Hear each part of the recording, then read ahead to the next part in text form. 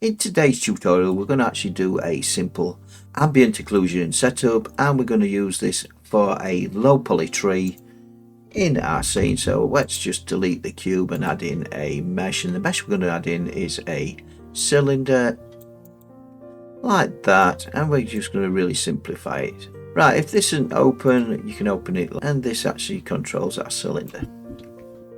Pressing the tab key will take us into edit mode, and we've got point select, line select and face select. I'm going to select the top face, scale it down, and I'm just going to G and C, so move it to the top like that, and I'm just going to put some loop cuts in by pressing Ctrl and R and just making the loop cuts like that. So we've got our low poly tree.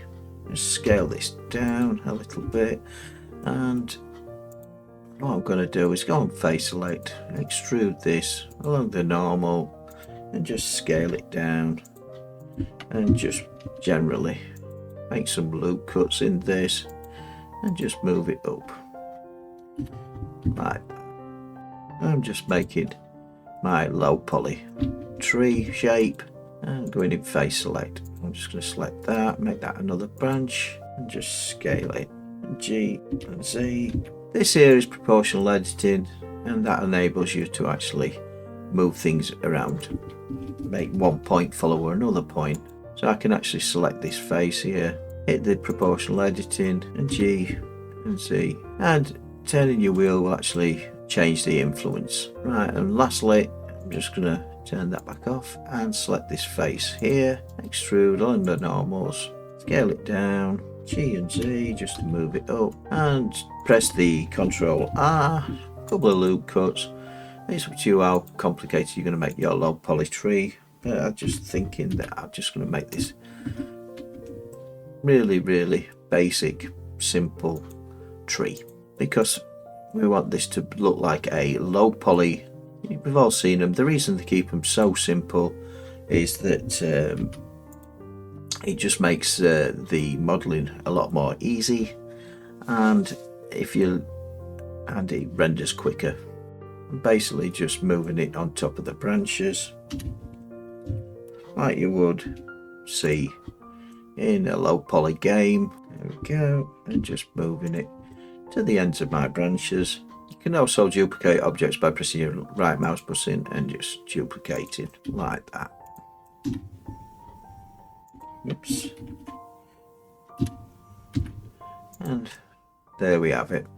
Last but not least, one more, and duplicate the object again.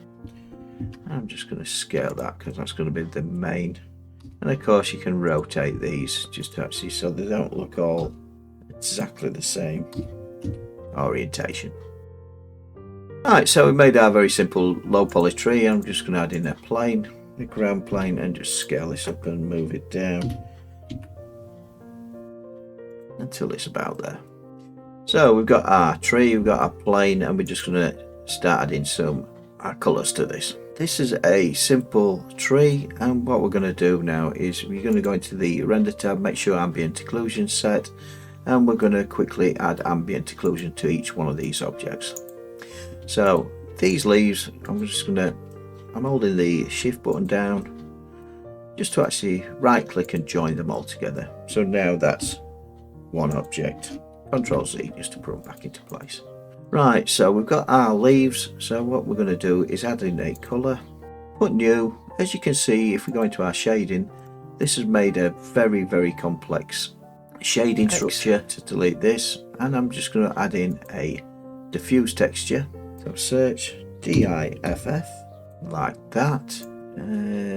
Yep, and put that into surface. We can make that green like that. I'm just going to duplicate this because what we're going to do is actually have another colour go between these colours. If we actually rendered this out now, F12, as you can see, it's pretty bland picture of it, and the edges of these are not really highlighted like you see in the animations. And we're going to add in a mix shader, MIX shader, and I'm just going to put that there, drop that into there, and drop that into there. I know you can put Node Wrangler into Blender, but sometimes I think you lose something in the actual use of the overuse of Node Wrangler, and this just actually gets it into your head how things actually work in Blender for real. And then when you actually move on, you can actually use Node Wrangler to actually do a lot of the hard work for you. Right, I'm going to add in a shader. I'm going to add in a color ramp. So add in search RAMP. This is what we're going to actually use to control going between the two colors, and we're going to actually put this into a factor like so. And lastly but not least, the whole point of the tutorial is the ambient occlusion. So I'm going to add in ambient occlusion, search ambient occlusion, and this is what's going to control the actual switch between these two colors. So what we've done is gone from color, gone into factor in the ambient occlusion, and we're going to actually hit this little button which is the inside like that. And if we decrease this, just one more thing before we do that, and just do that again. So edit this. Right, and of course, one last thing, what we need to do is actually have two colors, so these can be highlighted on the edges, just to actually give that low poly look you get in the animations that we see on TV. So let's just change this to a darker green in this case, and we'll use the ambient occlusion to actually fade these between. Change this to 0.2 and then hit the inside button, and I don't know if you saw that actually appear, but what it's done is added the little lines. And if we render that out again, as you can see, we've got that low poly look, which is really handy for your animations. 0.1 will make this narrower here, and if we put this so closer that is to that, the sharper it becomes, and the look that you want is entirely up to you. And if we were to switch these round the other way, then it's mixing between the other two colours depending on what you want. I'm just going to actually switch them back round to each other like that, match them to about there, and I think that's about right.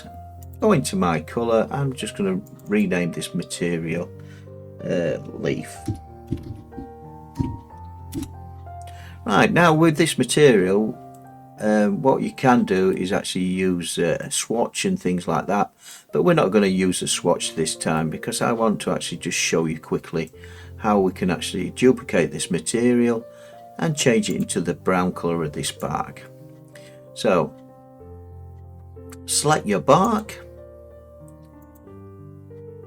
then select the leaf, and what we're going to do is duplicate the leaf, rename it to bark, and I'm then going to actually change this colour to a brown colour, and that's still on a green, which still looks quite good, but there you have it. And last not least, select the leaf again, and I'm just going to duplicate that colour again, put grass, and of course you can change, and this will allow us to change the colour. It might be that your world is on this kind of soil, or it might be that the grass is green like that. So quickly and simply, this is how I made a 3D world. And just for the final effect, what I'm going to add in is add in a background, add in a sky texture.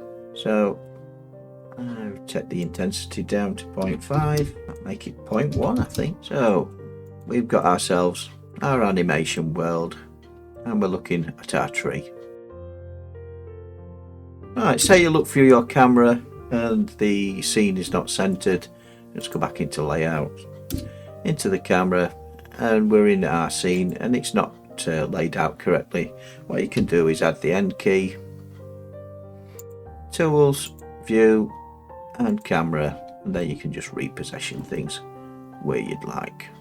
And I think that's where I want to put this, and to shut that back up. And if you were to render this, it would then render it through the camera, but obviously this would be very handy for your animation. And of course, lastly, what we'll do is we're going to actually just show you and I'll just go back into the shading just to show you the actual setup we did on there. So if you want to cut this out, and you'll be able to just pause it there. I'll leave this on screen for quite a while, so you don't have to pause it, and you can just cut and paste this out of Blender or take a photograph on your phone. Thank you for joining me on Blender TC, and if you enjoyed this tutorial, don't forget to subscribe, hit the bell and press the like button. And I hope you make your little forest the best forest in the world.